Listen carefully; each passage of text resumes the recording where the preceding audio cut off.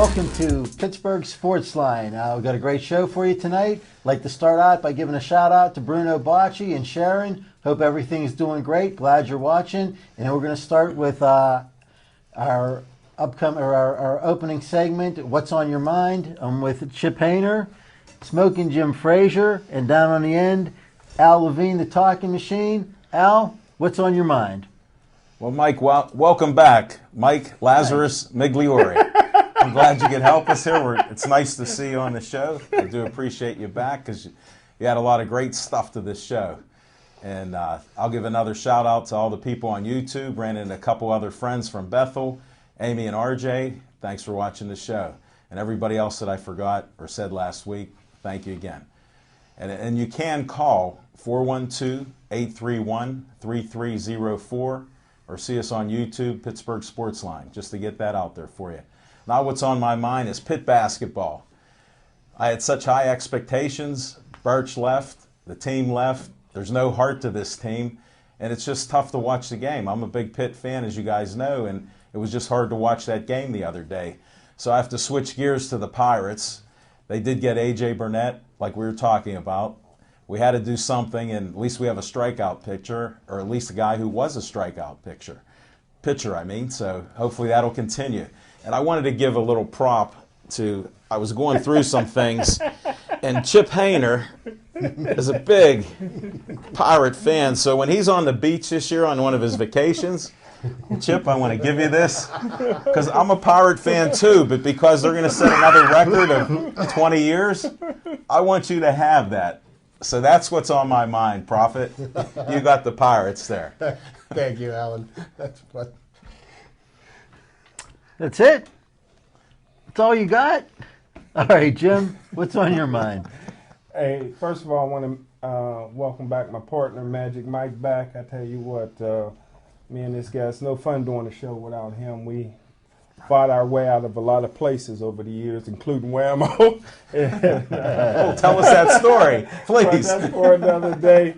But our producer of the show, Al Levine, the talking machine, has encouraged me to start doing a weekly segment called The Scout, giving a little bit of my experience over the years as a scout.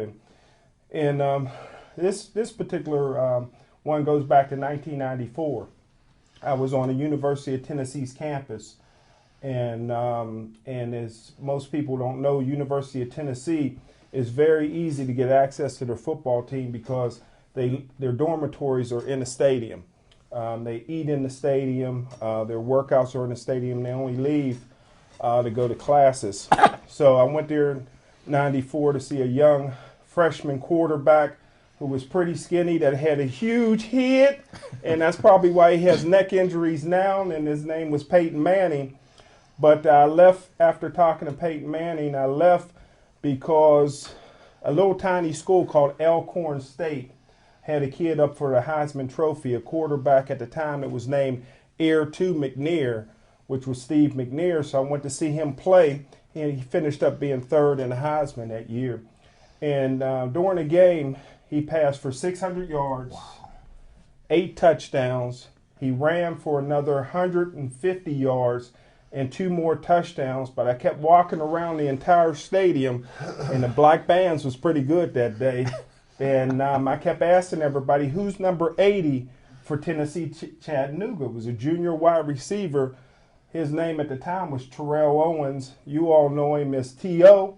He was only a junior. I wrote every general manager in National Football League. I guaranteed that he'd be a superstar in the National Football League.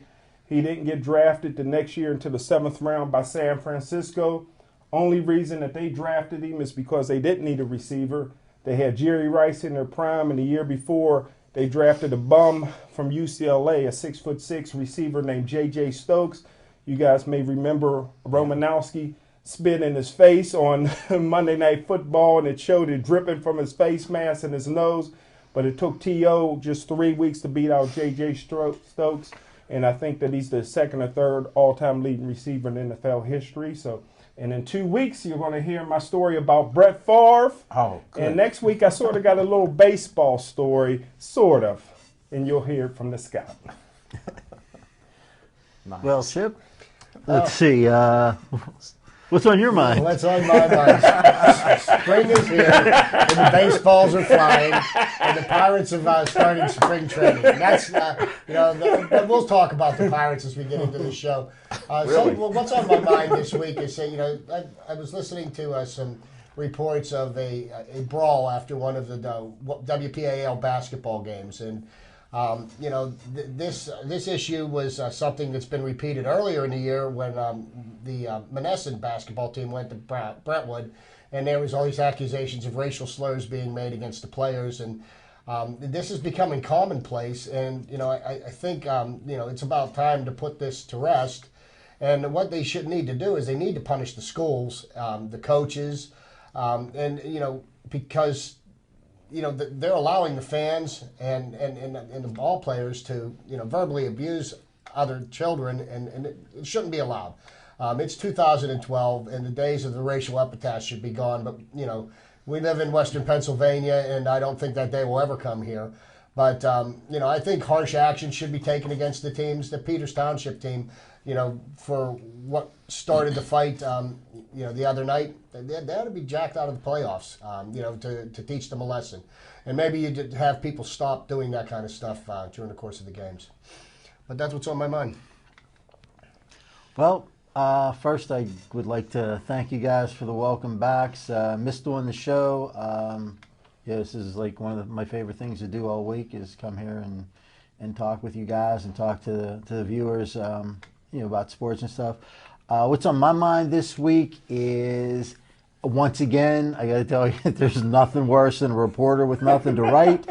All week, since they hired Todd Haley, all you heard about is he hasn't contacted Roethlisberger. He hasn't contacted Roethlisberger. Apparently, sometime earlier today, they did actually sit down and talk.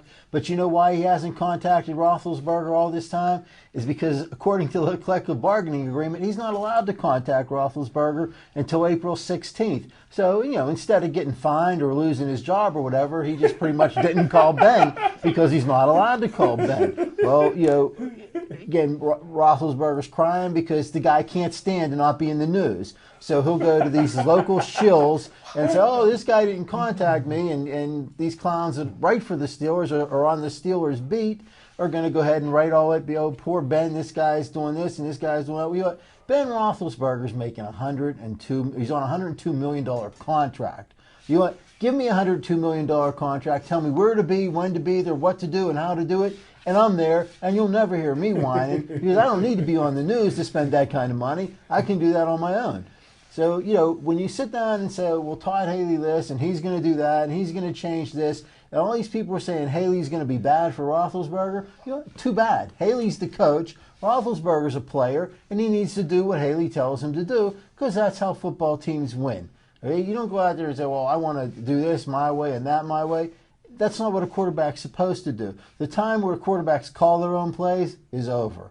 Right? This doesn't work that way anymore. You might get a guy like Peyton Manning that they might let go out there and freewheel a little bit and call most of the plays. Roethlisberger's not that player. Okay? He needs to get out there and do what he's supposed to do. Sit down and shut up. And that's what's on my mind. Speaking of that, guys, I think Todd Haley's going to be a great addition to the Steelers. I think that the way that he will control the offense is going to make a lot of difference for them. Because you can say all you want about they won 12-4 and they did this and they did that. This past season, the offense really didn't play all that well, and certainly not as well as expected. No, the offense this year had an extreme amount of difficulty putting the ball in the end zone when they were in the red zone. And, that's what your offense has to be able to do. When you get the ball down in the red zone, you got to put up 7 points. And, that was a flaw in the offense the last 2 years. And, it followed them again this year. And it was the right time to make a move. And I'm being optimistic about Todd Haley, and I think he could be an excellent addition to the Steelers. Listen, Ben passed for 4,000 yards, the only quarterback in Steeler history to do that, had 2,000-yard receivers, and had the worst offensive line in NFL history. And it's not Big Ben's fault in the red zone when tailback Rashad Spendenfall is not hitting the holes and running tough, and they can key on the passing game. Hey, listen, everybody who loves Todd Haley Todd Haley was not the offensive coordinator, quote unquote, in Arizona. It was Wisenhunt. Ken Wisenhunt called his own plays. When he got the head coaching job, which he may be the head coach in waiting for the Steelers, when he got the head coaching job at Kansas City, Charlie Weiss, the fat man, called the plays for 2 years, and they was great. He couldn't get along with Todd Haley, so last year Haley fired him, stepped up and did the play calling, and ended up getting fired. Listen, I'm friends with Todd Haley's uncle, Bob Haley. Bob Haley's one of the most distinguished defensive coordinators in all of college football history. They both just like hobos under the Clemente Bridge, and Todd Haley needs to clean up his act, and he's overrated as an offensive coordinator. Big Ben is the reason why the Steelers got 2 Super Bowls, and Big Ben could be the reason why they get 2 more. Well, I'm going to keep my eyes open about Todd Haley. I respect your opinions, as you know, Smoking Jim, but I think that they needed something to control Big Ben's ego a little bit, because he is a stat man. He should have been out for a few games. I argued about the injuries were severe enough. We know you're a tough guy, Ben, but you didn't have to go out there. It cost us a championship. I believe we would have been there. We all had talked, or all of us but Mike had talked about that. So, I mean, we don't have an offensive line. I've been harping about it. Willie Colon just took a little adjustment here, say 3.8 on the cap. We're down to 11 million, folks. I'm on the cap watch here. We were 25 million when I first reported it to you. Now we're down to 11. So we do have some issues. I think that offensive line, we need some protection there somehow. And that's one of the key things. I don't know how Haley can change that with the protection schemes or whatever when you don't have good offensive linemen. But we'll see what happens there. But I am optimistic that he can at least do something. And think about it. Ben's 30 years old now. He even said he's working out now to get in shape because he's older. So maybe he's willing to listen a little bit to what Rooney wants to do that tweaking, even though he's not Jerry Jones yet, as my esteemed friend brings up each time. But that's how I see it right now. Well, Jim, you talked about 2,000-yard receivers. Who were they? Mike Wallace and Antonio Brown. Okay, so next year they're going to have one because Yes, Mike sir. Wallace Yes, will be going sir. to camp with the San Francisco 49ers this year. There's no way that he's not going to get offered a lot of money. He's going to get overpaid by a team like San Francisco or Oakland or possibly the Washington Redskins. There's no way that the Steelers are going to put a franchise cap on him or a franchise tag on him, and pay him $9 million because if they do, they won't be able to sign Antonio Holmes next year, and Antonio Holmes is a far superior receiver. I think Mike Wallace is a good receiver, but he's not as great. He's not a great receiver, and even at the beginning of this show, one of our opening episodes, I said that I thought he would turn out to be that. But this season, he started out great and disappeared, and he has a habit of doing that. Even though his career has not been all that long yet, he disappears in big games, and he disappeared halfway through the season this year. So I don't think the Steelers were going to give him that kind of money, and if they don't, somebody will. And it's just the way it goes. There's no way to keep him and Antonio Holmes unless Antonio Brown, and they are not going to be able to do them both unless these guys are willing to work with them. And I think that Mike Wallace has a bigger ego than that. I don't think he's all that concerned about the Steelers, more concerned about the money. Well, you know what? I don't blame a young guy. Look at Randall at the end of his career taking all those millions. If somebody's going to offer you $8, $9, $10 million and you're set up for life, why wouldn't you do it? The loyalty it's about business. We're seeing that all over the place. Look at the players that get released. Look at the emperor next to me, who these people are just pieces of meat in the Coliseum. So if you can make $10 million somewhere else or get a $30 million contract over 3-4 years, why not take it? So I don't hold that against them. I don't think they're going to be able to keep him, though. I agree with you there. Well, I don't hold it against him either.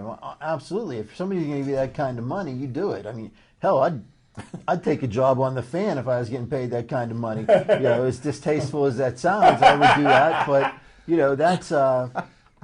that's just the way it is. You get paid, you go. But and I'm not making a statement on whether or not Mike Wallace should go or shouldn't go. I'm just saying I don't think that he's going to be here next year. And I've always said that Mike Wallace is the equivalent to Elvin Harper, the great wide receiver for the Dallas Cowboys. It was tremendous during regular season, but disappeared in the playoffs. And Antonio Brown reminds me more of Michael Irvin, a guy that wants the ball in big games. He wants the ball in pressure playoff situations. So unfortunately, it looks like now they're going to keep the washed-up Korean. Hines Ward. No, and since you're bringing up Hines Ward, I'm going to have to leave the show because you brought a great guest host who's partnered up with Hines Ward on some things. So we're going to have to take a little break and do a little switcheroo, and I'll sign off now. Thanks for watching the show. 412-831-3304. Check us out on YouTube.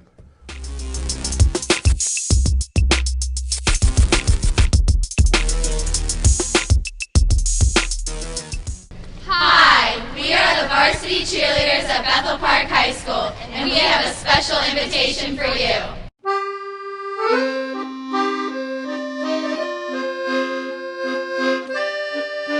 We would like you to join us for the Bethel Park Cheerleaders and Boosters 22nd Annual Spring Fashion Show that benefits Special Olympics Allegheny County. This year's An Evening in Paris theme show will be held on Sunday, March 11, 2012 at Independence Middle School's auditorium. Doors open at noon. Tickets are $5 for adults and $3 for students. Due to the incredible support of the community for this annual event, all organizers and participants are volunteers, enabling all proceeds to go directly to this very worthwhile charity. Last year, the fashion show accumulated in a donation of more than $10,000, raising the BPCBA's total donation from the past 2 decades to more than $148,100.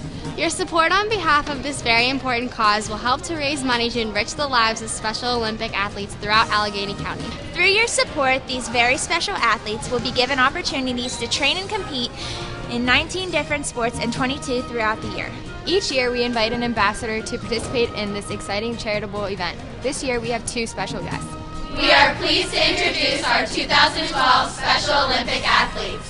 Here is Jessica and Ben. Both Jessica and Ben live in Bethel Park and are part of our community and schools. There is a wonderful afternoon planned with fashion from many local retailers. Please come to see us model at the fashion show while you help support Special Olympics Allegheny County, which has done so much to support me and my fellow athletes. There is also a fabulous basket auction and light refreshments. Our primary source of fundraising comes from the basket auction segment of the show, where the baskets are comprised of items donated by local businesses. We hope to see you at the 22nd Annual Bethel Park Cheerleaders and Boosters Fashion Show, benefiting Special Olympics Allegheny County on Sunday, March 11th, commencing at 1 p.m. at Independence Middle School. For tickets, please see any Bethel Park cheerleader or call 412-833-3048. Please support Special Olympics. Go Hawks!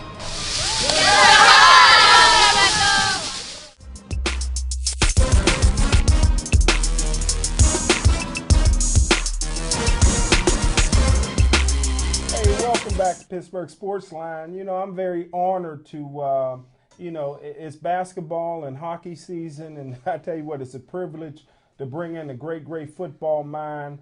Glenn Anderson is a guy that's been a friend of mine for a long, long time. He wasn't popular over the last few years because he used to run an offense and defensive camp with Michael Vick and take a little bite out of crime. But now he's doing some great things. He can talk sports across the board, and I'm very honored to introduce him here to the great community of Bethel Park, who's getting ready to play North Allegheny, where he's from, in basketball pretty soon. Welcome to Pittsburgh Sportsline. I'm Glenn Anderson. Thanks, Smoky Joe.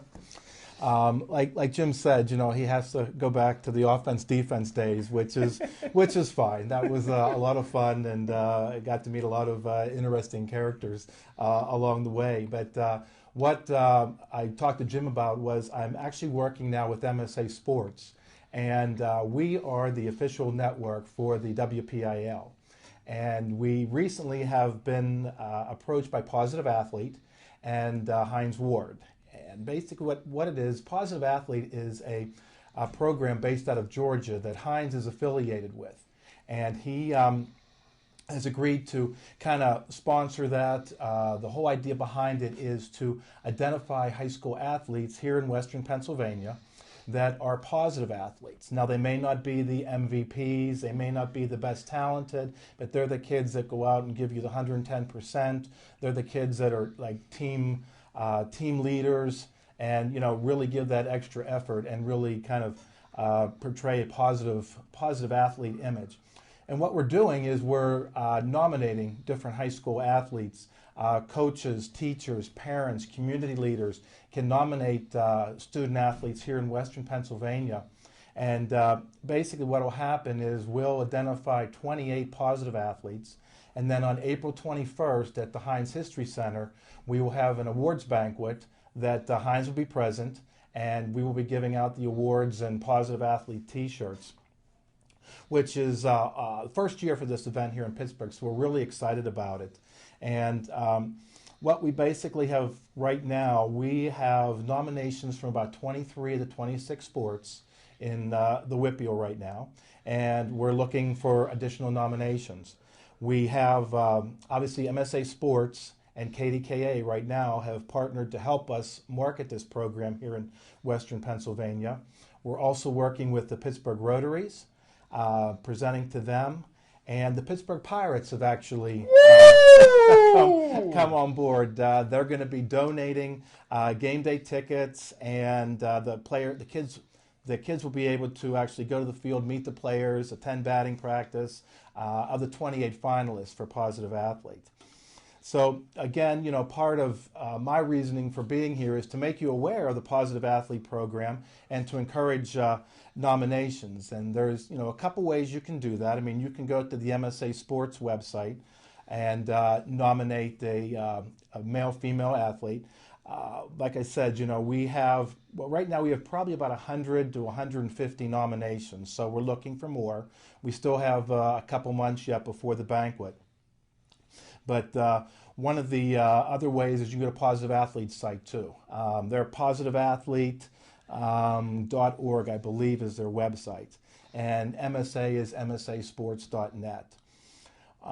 One of the things that everybody says, why positive athlete?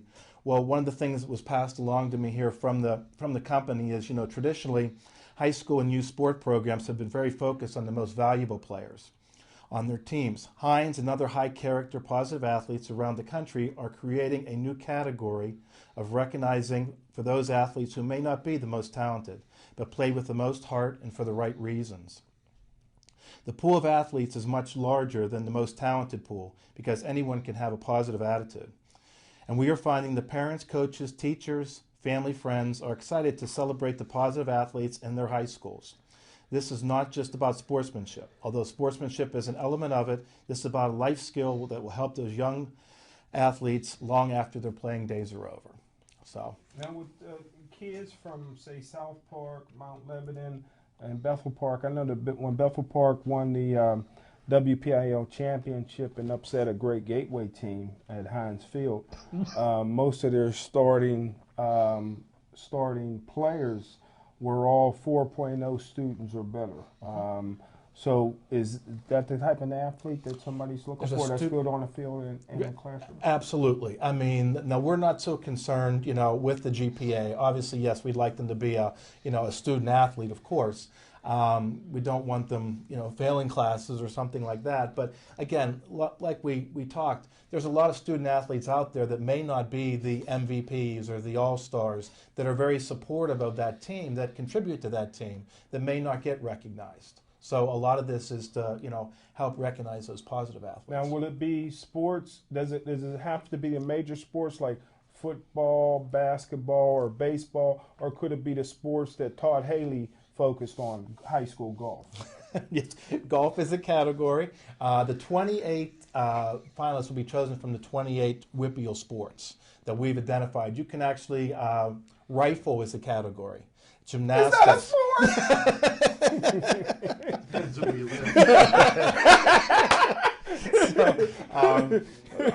Gymnastics. Yeah, volleyball. Saturday I'm doing it for TV. I'm doing the City League Championship game between Alderdice and Obama. So maybe some of those rifle team guys can come and protect me. Yeah. So Alderdice is playing for the city championship of basketball as well as the football this year. Yeah, and they played UPrep, but in basketball season, UPrep High School is named Obama High School. So I'm confused. So it's the same championship for the schools that it was in football as it is in basketball, but it's a little confusing in the inner city. Hopefully next January they'll change the name to like Santorum High School. Anyway, basically you're looking for students that have a positive attitude. Correct. More than skill at the game. One thing I can share with you from some of the characteristics that they were looking to identify: optimistic attitude, encouraging teammates, servant leaders, heart for others, admits imperfection, always gives 100%, and puts the team first. So again, those are some of the things that we've kind of identified when you're considering nominating a positive athlete. I thought if Hines had something to do with it, it'd be a whining category. But at the banquet, is Kim Johnson coming in? I don't believe so. I don't believe so. Is this a spin-off to the, I know there was a television program on the USA Network a couple of weeks ago where Hines was profiling a young student athlete from Clareton. Is this following along the same lines as that? I don't know. I don't believe so. But I do know, like I said, this is the first year for this. Hines has agreed to this year as well as next year to be involved with this program. So, it could be. It could have been, but I'm not familiar with that. Looks like he may have some extra time on his hands. Maybe get him to come on the show. Nothing else to do. We have a little dance floor set up over here. I guess a lot of local athletes, like Hines Ward, a lot of other local athletes do a lot of things in the community, stuff like this. Sure. Ronnie Francis with the Penguins was huge into getting Make-A-Wish put together here in Pittsburgh, and the Pirates. Well. Anyway, the Steelers do some stuff like that. It's something that it sounds like a pretty good program. I think we'd like to probably follow that a little bit more, and maybe even do profiles on some of the kids. Mm-hmm. We can set up like an interview or something like that, tape it, and just run it on the show. Instead of we had that commercial we just ran. We could run something like that. Well, in place of it. Nominations will be accepted till the end of March, and then we'll have a committee that will choose the finalists, and then the ceremony will be at the Hines History Center Sports Museum on April 21st. Hines will personally be handling the positive athlete dedication, and you can have photos taken with him, and then he will also have some other Pittsburgh sports teams that will be there as well to support the program. I'd like to see a photo of Jim and Hines together. That should be interesting. We'll get Jim there. I like to have a photo of me, Hines, and some of the biracials that he bring over from South Africa every year, South Korea every year. But we joke a lot about Hines Ward, but the guy was a tremendous athlete coming out of high school. A lot of people don't know. And me and Hines, when we used to talk a lot about his high school career, because when Hines was a senior in high school, he was second-team parade All-American quarterback, and first-team parade All-American was Peyton Manning. They were seniors together. So Hines was a tremendous athlete coming out, and I think that he's a little washed up, but I really believe that he may be back to fulfill his commitment for the next 2 years with the Steelers. I really believe he's really in line to restructure and get another 2-year contract at a reduced salary for the Steelers. So that's a good thing that Hines is doing. Well, we have touched on a lot of the football so far, and in our what's on your mind segments. Glenn, if you had to tell us what you think the Steelers are going to be doing this season, we talked a little bit about if we think they can sign Mike Wallace or where they're going to go from here. What's your What's your thoughts on the Steelers this year? Well, I think they have obviously a core of talent there. I believe somebody alluded to earlier that they have some problems up front with the offensive line, and I believe that's a big factor. If they can secure that up a little better, I don't think that they'll have problems, because obviously Ben running around back there, that doesn't help anybody. When he gets injured towards late in the season, that's just trouble. And Glenn really should be talking, and we talk about high school recruiting all the time, and nobody recruits like North Allegheny. All the Steelers assistant coaches and Pitt assistant coaches live in North Allegheny school districts, and their sons are dominating on the football field, the quarterback and line. So you guys do a great job of recruiting. Is some of those up for the awards? Well, we do have some North Allegheny nominees. I will tell you that there are a few, but I don't believe there's any football players yet that have been nominated. There's a couple of soccer players and I believe a volleyball player that have been nominated at this point. But I think, to your point, when football players are coming to the area, yes, we've been very fortunate that they've moved into the NA school district. I know, a couple of years ago when the Kugler brothers both came in, I'm sure Coach Walker was very happy and welcomed them to the team, even though they had a pretty good core of players, for that year. And Leftwich wasn't bad this year. No. I mean, I feel sorry for the quarterback who was slated to start, that he is he's on the sidelines looking in now. He thought that his time had come. Well, I mean, you do have to give North Allegheny a lot of credit, but you can't overlook the international recruiting program in Monroeville. Gateway High School will happily bring in anybody from anywhere. Forget immigration, all you got to do is put a wall around Monroeville. Yeah, a lot of our players can speak 5 different languages, but none of them were English. I mean, it's one thing for us to sit here and say it, and one thing for somebody that's from North Allegheny to sit here and say that. But when Pete Marino says, "Yeah, we recruited Jimmy out of Penn," well, that pretty much tells you the whole story, don't you think? But, speaking of the Steelers' offensive line problems, I mean, where do we go to solidify that? Do we do that via free agency, or can we do that through the draft? I think there's probably enough mid-round picks that they can turn into decent offensive linemen. Well, you know what? According to what they're telling us about their salary cap, I don't think we're going to solidify anything through free agency, unless they start dumping a lot of salary.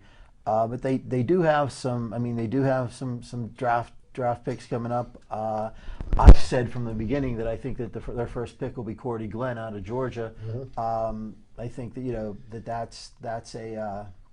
I mean, I believe that'll be their first pick unless he's no longer available. But I'm pretty sure that that's the direction that they have to go with the draft, because they're not going to be able to sign any good linemen. I mean, that's just how it is. So their line is a problem. They're going to have to resolve that through the draft, which means that probably for another year or two it's going to remain a problem. And it kind of surprised me that they renegotiated Willie Cologne's contract, because they paid him for 2 years to get injured in training camp. And, I mean, he hasn't really played much of a down during the regular season, and they invested a lot of money into him. I was surprised to see them rework that contract. And at some point, they're going to have to cut bait there and move forward. Yeah, there's a lot of contracts on the offensive line that they should restructure. They should restructure them into Cleveland or somewhere else. They just send them away. But they have to have somebody there. The guys that they've had were not they're just not working out. Although people always say that Roethlisberger's at his best when he's running around.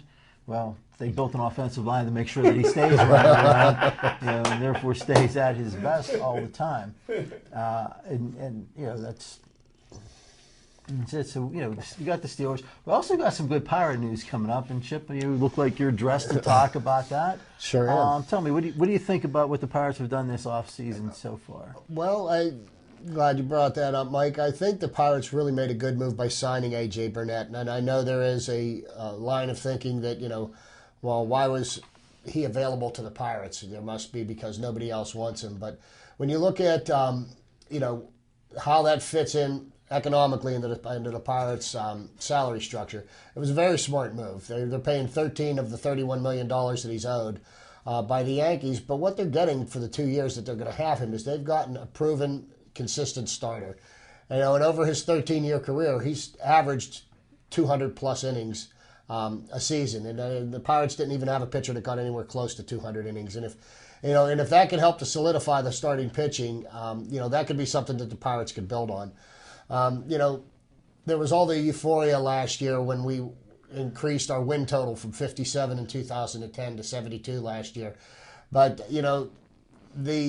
the fact of the matter is the players that the Pirates need to bank on need to step up and play better. People like Garrett Jones, who batted in the 240s, with nowhere near the power numbers that he could have.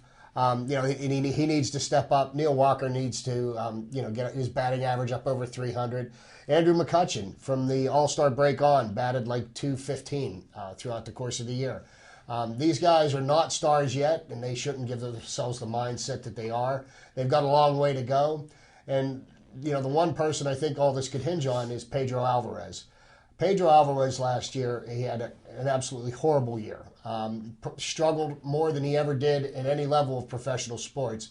And I admired the way that he handled that disastrous season last year. You didn't hear him whining. You didn't hear him complaining about the fans or throwing temper tantrums. He just very quietly went about his work trying to change what it could be changed. But in every level of professional sports that he's played baseball in, he has hit the ball and hit the cover off of it. And that's something that he really needs to do for the Pirates to be successful this year, because they need his bat, and they need 25 to 30 home runs and pushing 100 RBIs out of him this year to be successful. Now, how many more wins do you think will be reflected in the win column for the Pirates because they signed a new pitcher? Well, I don't think the pitcher in and of himself is going to say, I can't bank on the fact that we're going to get 72 wins like we got last year. And I don't think that A.J. Burnett is going to say, okay, he's going to provide them 10 more wins than they would have had last year. I mean, there's a lot of different factors that play into it, but I do think the Pirates very realistically have a chance to break the 500 barrier this year and end the streak. Well, personally, I've said that I believe Burnett can probably give the Pirates 4 to 5 additional wins that they didn't have last year, but no more than that. And that is not going to put them over the – not that I'm not saying he won't win more than 5 games, but he's replacing another pitcher that, that is not going to provide the 8 or 9 wins that he had last year. So it'll be just an additional 4 or 5 games, just because of Burnett. Now the other pitcher they brought in, Bedard, who knows, maybe a couple more from there. But I don't think that the Pirates have made an improvement that is going to bring them over the 500 mark. I don't think, and I really don't think that you can expect the whole starting pitching rotation to perform the same way that they did through the first half of the season last year. The Pirates bats, as much as on paper it looks like they should be very good. Last year the offense was not all that good. The pitching carried them through the first half of the season, and the pitching is what got them into first place through the first half of the season. And when the pitching went away, which it did, that's when they went from being in first place to being under 500 again. And would you guys sign Andrew McCutchen now? Because baseball is one sport that you got to be strong down the middle: catcher, pitcher, shortstop, second base, and center field. So would you sign Andrew right now? Well, I think if you signed him right now based on what he could potentially do, you might overpay for him. And I think what really they should do is evaluate him as the season goes on. And I do believe that they'll lock him up probably before the end of the year. I would not necessarily do that right now because he still has a lot to prove. Right now he's a big fish in a very little pond, and he needs to prove it more on a national stage. And to speak to Mike's point regarding the Pirates, and I think that A.J. Burnett isn't the savior of the Pittsburgh Pirates. I think it was a very intelligent move for them to make. But he touched on something. It was the Pirates' bats that failed them last year. The Pirates pitching staff, they wore out their pitching staff in May and June using 5, 6, 7 pitchers in every game because they were playing, they were winning 2-1 games, 3-2 games because they couldn't put runs across the plate. And that ended up catching up with them later on in the year, and that was a problem they had all year. What they really need to see out of that, out of their hitters is more consistency. One of Pedro Alvarez's biggest problems last year is every time he got at bat, he was 0-2. On every count, and then he's swinging off his back foot, and he's not driving the ball and swinging aggressively because he would sit there and waste the first 2 pitches. They need to have better patience at the plate, pick their pitches, and when they get their pitches, they've got to drive them.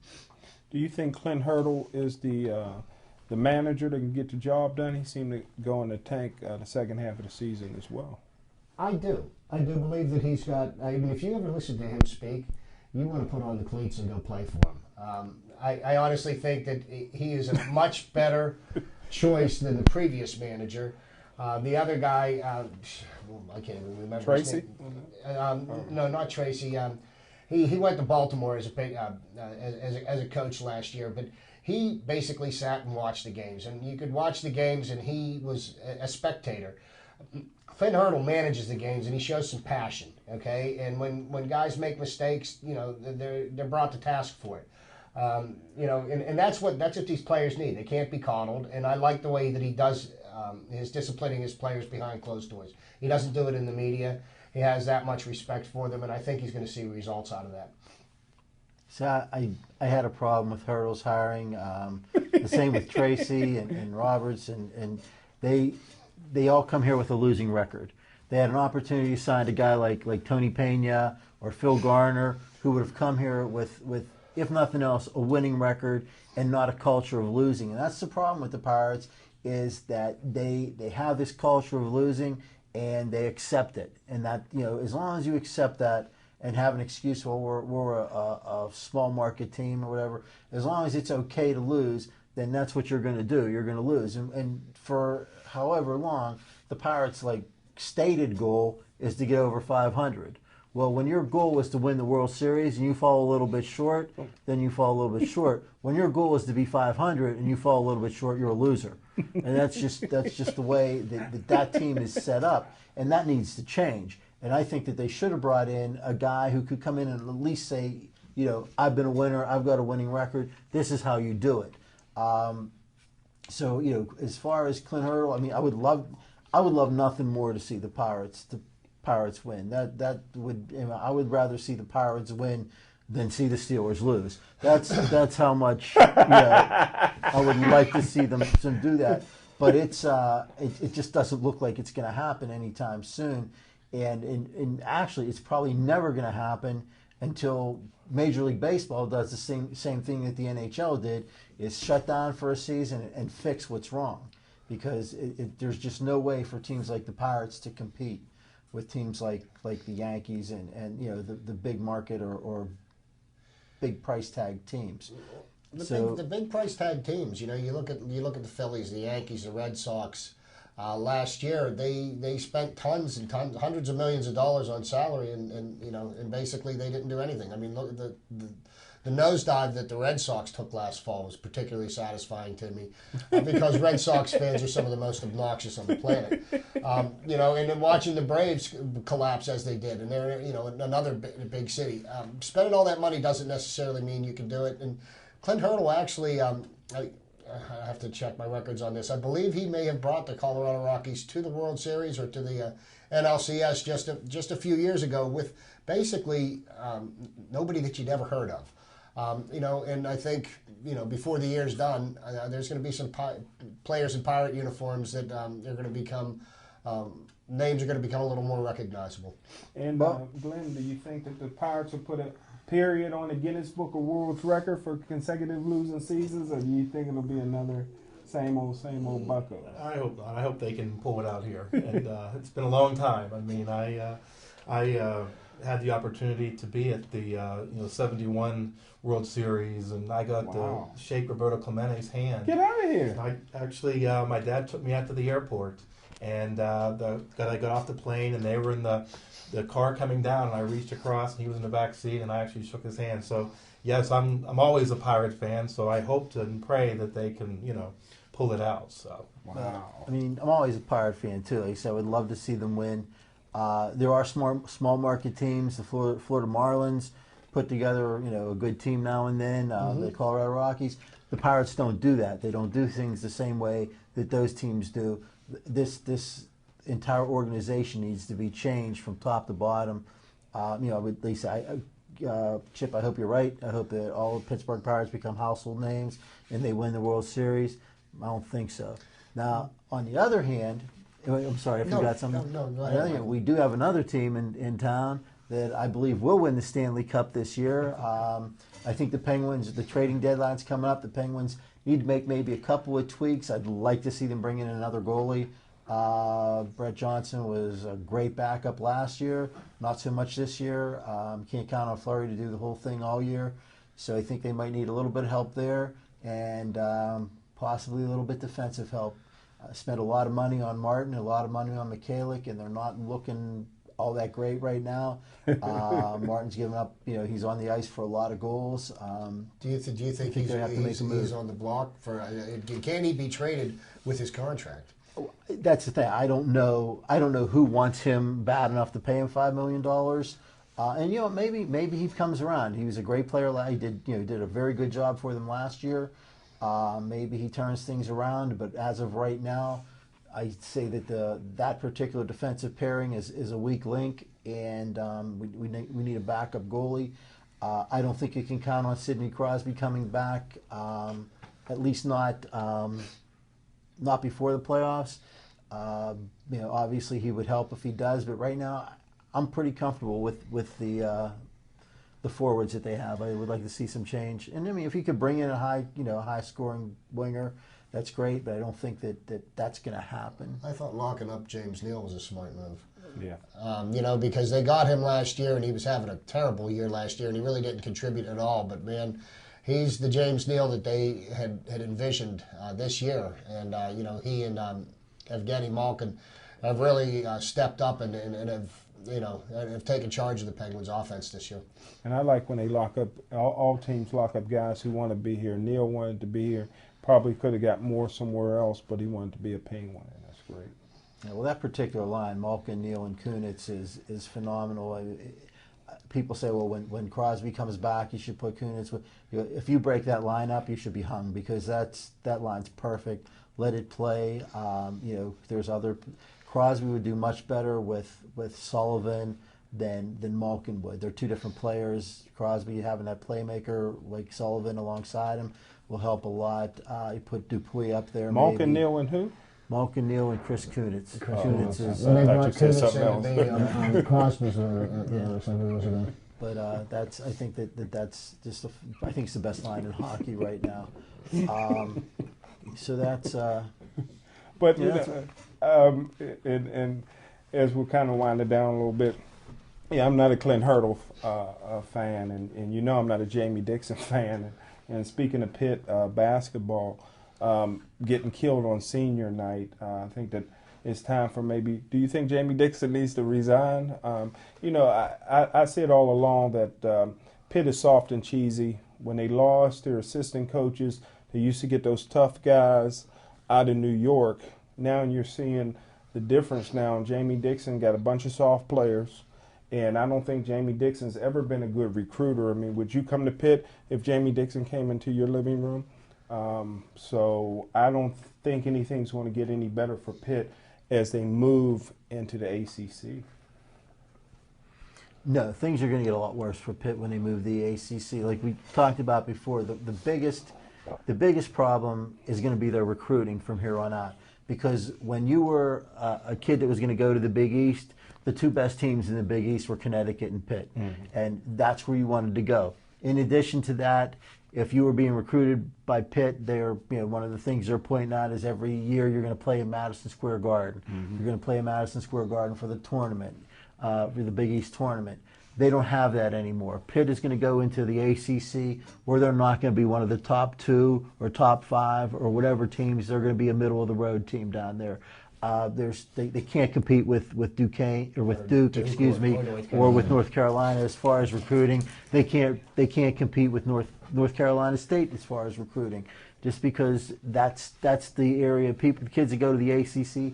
They're not thinking about Pitt. They're not thinking about Syracuse, even if Syracuse wins this year. Right. Exactly. That's where they're going to play.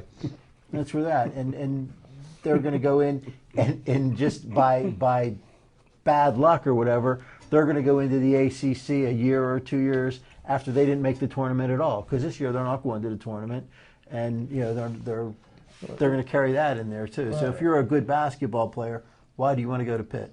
About basketball and football, I think Pitt really. Who's their rivalry games going to be moving forward? They're one of their most storied rivals in college sports, at least in this area, the tri-state area, is Pitt and West Virginia. Now that's gone, and that's going to be sorely missed. Basketball, and last week we watched them collapse to the Mountaineers at the Pete, and that's the last time that we're going to see that happen. And I think that's just going to hurt, recruiting even more in this area, because people will be more inclined to go somewhere else. I love that tough white guy for West Virginia, that center from Turkey. Oh man, did he take Pitt's heart? I like that guy, man. And as we wrap up a little bit, Glenn, tell us a little bit more about how we can get some of these high school athletes to this program and to meet everybody's favorite Stiller, Hines Ward. Sure. I mean, it's real simple.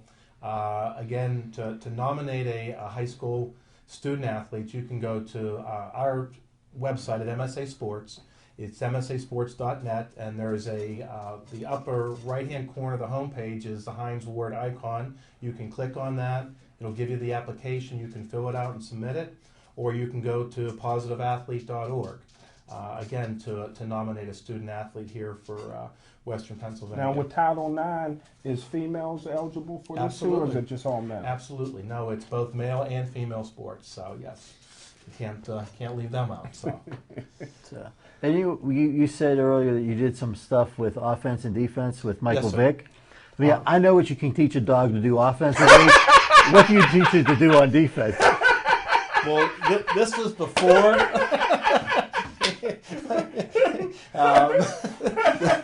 This was before he had, the dog issue. So I don't know. Okay. I should have asked him that. Not my mistake. And the one big thing that we are, because a lot of people look at MVPs and, like they say, most valuable players, but your MVPs that mean the most to me stands for most valuable person, and this sounds like the program that you guys are moving towards, and this is the first year for it? Yes. Mm-hmm. Yeah. I mean, we're also talking to different businesses in the area too. I mean, there are opportunities for businesses to sponsor, and they can do that as well. So we are, they can sponsor a sport, or they can sponsor a school. So that's an opportunity as well, and they can get that information through the website. I know a lot of people get excited when they hear about somebody to put their name on it, like Hines Ward. But most things that we're concerned about is that getting young people doing something positive, right, and moving them, giving them some recognition, and also letting them know that you don't have to be a star player to be a contributor, to be valuable to your team. And that kind of leads me into the next little thought here. Coming up in a couple of weeks, we're going to have March Madness. This is what I think is one of the better sporting events of the year, because 64, 68 teams make the tournament, and you see some of the best basketball you're going to see all year. I love watching the upsets, and we're going to be talking about that in the next few weeks leading up to it. Yeah, well, I said at the beginning of the year I like Kentucky. I still like Kentucky to go the whole way. I think they're absolutely the best team this year, and possibly one of the best teams that we've seen for a long, long time. So I like Kentucky in that. Calipari always ends up with NBA caliber players. No matter where he's I at. don't know what kind of magic he's waving there, but he does. He gets some of the most amazing talent wherever he goes. He did it at UMass. He did it at Memphis, and now he goes to Kentucky, and they're basically an NBA team. Well, let me help you out with that. They do it the same way that North Allegheny and Gateway do. They go out and find who they need and pay them, and they come to play. And speaking of Gateway, right now, like I said, this weekend is the City League Championship. So right now we're in the WPIAL basketball playoffs, and the defending Quad A champions is Gateway High School, and they got 2 Division I recruits that should be on that list for positive images. So do anybody have any insights on who might win the championship in basketball? I think Gateway for Quad A, Montour for Triple A. I tell you, Beaver Falls or Monessen for Double A. I got to check with Brentwood on that.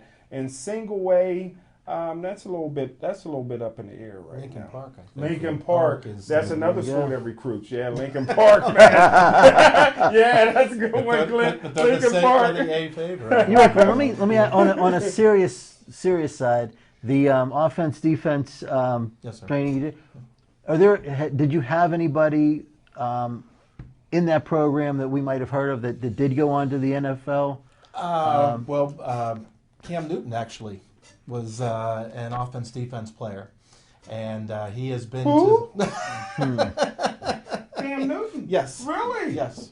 Wow. And just recently... Did you guys pay his dad to get him there? He came back and did actually an interview that they were able to use here recently for promotion. But over the years, yes, I don't have the exact numbers, but there are ones that have come through the OD camps that have gone to play college ball and play at the NFL as well. So.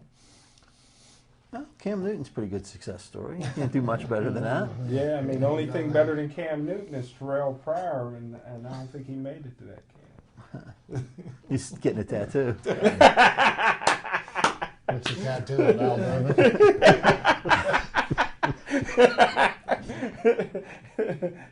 But as we wrap up the last couple of minutes, I tell you what, I hope everybody gets out to these high school basketball games. I tell you what, I am a basketball fan this time of year. I know they say the NBA will never make it in this area, but you can't get a seat in high school basketball playoff games.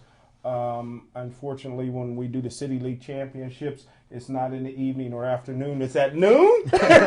So for some reason, they play those games very, very early. But I hope everybody gets out and supports these kids and supports Glenn Anderson's program. I got a couple players that I'm going to nominate and go to the website and nominate a female and male. From Gateway, Destiny Brown would be one female that's going Barnett Harris. Got to get her there. Mm-hmm. Yeah. Tyler Scott. Barnett Harris. Well, Glenn, Barnett, why not? He's from Bucks County? Well, Glenn, thanks for coming. It was great to have you. There's a lot of good insight on your program. And for Jim, Chip, and Al, who abandoned us there for a while, I'd like to say we hope to see you next week. I think we have a good show planned for you next week, maybe another good guest. And we'll look forward to seeing you next week for Pittsburgh Sportsline.